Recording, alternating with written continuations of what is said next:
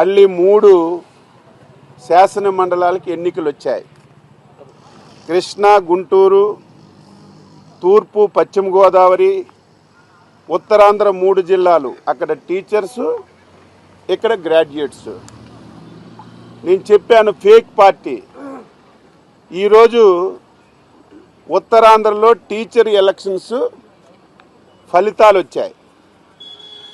ఫలితాలు వస్తే సాయంత్రం నుంచి ఫేక్ టీవీల్లో, ఫేక్ సోషల్ మీడియాలో 9 మాసాలకే ఎన్డీఏ పార్టీ మీద ఉపాధ్యాయులకి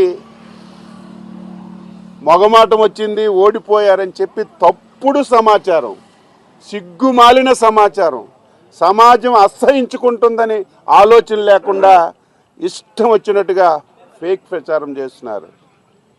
ఈరోజు 3 ఎన్నికలు జరిగితే ఈరోజు చిత్తుగా ఓడిపోయిన వాళ్ళు మీరు.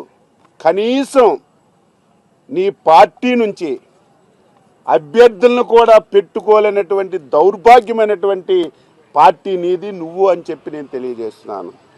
ఈరోజు అభ్యర్థుల్ని పెట్టకుండా ఒక ముసుగులో డ్రామాలు ఆడారు.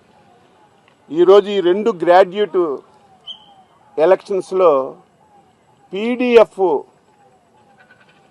ముసుగులో వైసీపీ ఇక్కడ డ్రామాలు ఆడింది. ఇది జగమరిగిన సత్యం. ఈ 2 శాసన మండలి ఎన్నికల్లో వైసీపీ పార్టీ పీడీఎఫ్కి సపోర్ట్ చేసింది. వారికి సందర్భంగా అడుగుతున్నాను, ఈ 2 స్థానాలు బంపర్ మెజార్టీతో